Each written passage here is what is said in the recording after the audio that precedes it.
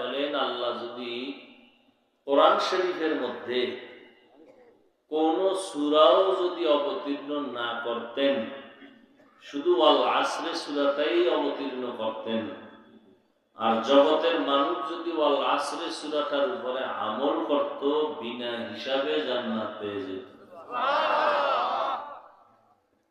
এবার বুঝেন সূরা আসরের পাওয়ার কত।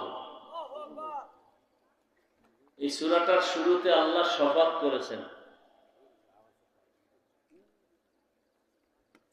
আমি আপনাদের জিজ্ঞাসা করি, আল্লাহর কোরআন সত্য না?